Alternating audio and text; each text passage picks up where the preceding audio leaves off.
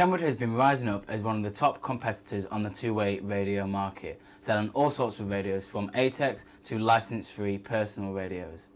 I'm going to be talking today about the TK-3401D, which is one of the most technically advanced license-free radios on the two-way radio market at the moment. When we first take a look at the radio, we can see that it has a very compact design with an incredibly small antenna, and it only stands at 122mm tall. It is 54mm wide and 35mm in depth. So as already mentioned, we have the really small antenna that sits on the top. We also have the channel selector switch, and we also have the volume on and off switch. So once I turn that on, that is now on, and then I can turn it up just by turning the knob just like that, and then I can turn it all the way down and then turn it off again like that. On the front we have the microphone and speaker. On the left hand side we have the PTT and two programmable buttons, and on the right hand side we have the accessory connector, which is made up of a 2.5 and a 3.5mm jack. And to keep this protected, we have this little connector here that can be just pushed on like that, and then there you go. Then that will stay on, not falling off, and that will just keep it protected from any water or damages. On the back we also have the belt clip, which is screwed on by two screws, which makes it much more durable and robust than an average belt clip. As the TK-3401D is license free, features are limited, but Vox and channel scan can be programmed into the radio, and CTCSS and DCS come as standard and already programmed anyway. This radio comes in digital and analog, so that is also known in the license-free world as DPMR446, which is digital, and PMR446, which is analog. CTCSS and DCS will block any unwanted transmissions out, whether that be analog or digital, from reaching your radio. Vox allows the user to activate their transmissions by simply talking and not having to press down the PTT button. And this works incredibly well with compatible earpieces or remote speaker microphones. And channel scan allows the user to scan through all the channels in use to hear the first incoming transmission on any channel that is currently being used. 32 channels are available through two zones of 16 channels. It is rated IP55 on the ingress protection rating scale, which means that it is protected against dust and water jets. So it can be used out in the rain and it won't get damaged. When purchasing the TK-3401D, you do get as standard a 1500 mAh nickel metal hydride battery, which can last up to 12 hours. Or as an optional upgrade, you can pay for the 2400 mAh lithium ion battery, which can last up to 18 hours. So depending on what you're going to be using it for may depend on which battery you go for as well. There are plenty of accessories that can be used with the TK-3401D. This includes remote speaker microphones and earpieces. I have just a couple of earpieces here, which are both supplied by Radiotronics. We have the Covert and we also have the D-Shape earpiece. They both have the same connector, which is the 3.5 and the 2.5mm jacks, and they can just be plugged into the radio as easy as that. With the Covert, as you can see, it goes around your ear with this little transparent tube here, and then this little bud will actually go inside your ear. This means that you can be communicating discreetly and you can hear any transmissions being received directly to your ear to overpower maybe the loud noises in the background, or it is used really well in covert and quiet environments.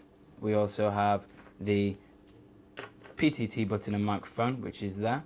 That is the PTT button, and then that can be clipped on to your top shirt pocket or to your collar or to anywhere that's suitable for easy access. As you can see, it's got two different wires, so you've got one for your PTT and you've also got one for your Covert. The second earpiece I have is the D-Shape earpiece, which, as you can see by the design, this will go all the way around your ear, keeping it nice and secure, even when you're moving around or doing your work. Again, it has the same connector, which is the 3.5 and the 2.5mm jacks, so that will go directly into your radio, just like that. And then further down the wire we have the PTT button, so that allows you to send your transmissions by pressing that button there rather than pressing the button on the radio. This can save time. And we also have the clip at the back that can be placed anywhere to make it even more quicker or more easily accessed to send your transmissions. There are a few ways to charge your TK-3401Ds, and the first way is using the single pod charger, which allows the user to charge one radio at a time through one cable. And this is great for when you have smaller fleets up to 2 or 4, and you could just have one for each radio. If you have a larger fleet, then a 6-unit charger is available, which will charge all 6 radios into one power socket and using only one lead.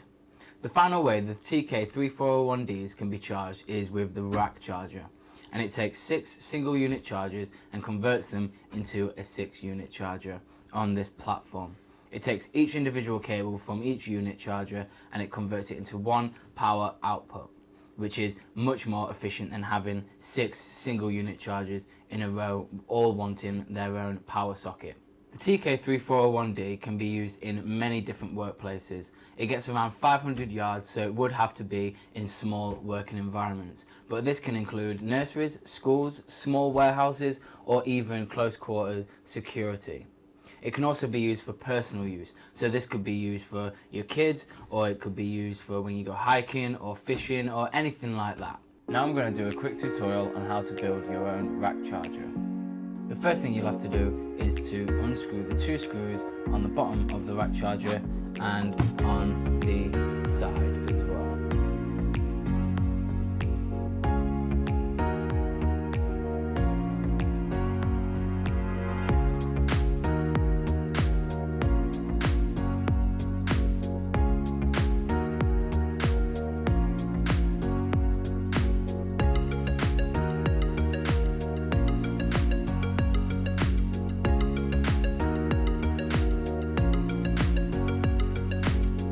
Once they have been unscrewed, you'll be able to see what is underneath.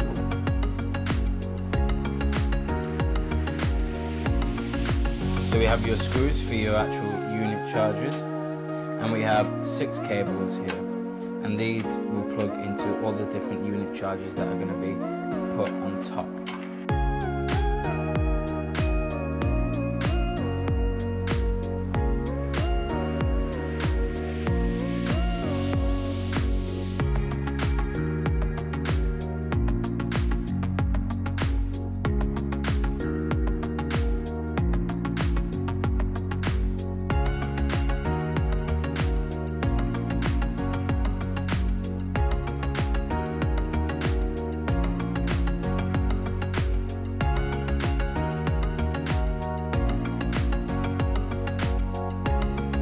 And as you can see, the first one is done.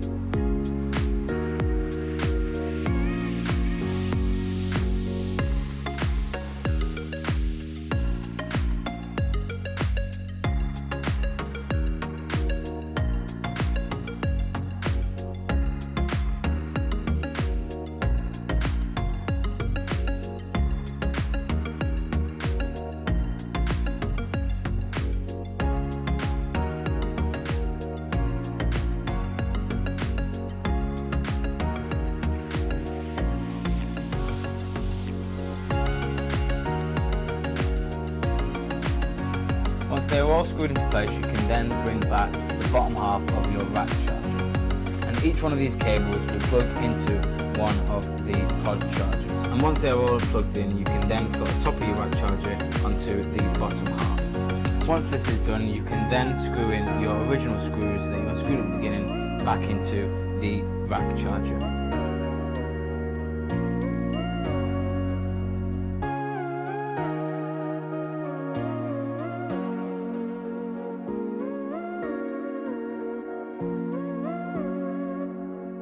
After this is done, you'll have a fully functioning rack charger. If you enjoyed anything in the video today, then please give it a thumbs up. And don't forget to like and subscribe to all of our social media platforms. Click the little bell icon and that will notify you of any upcoming videos released in the near future.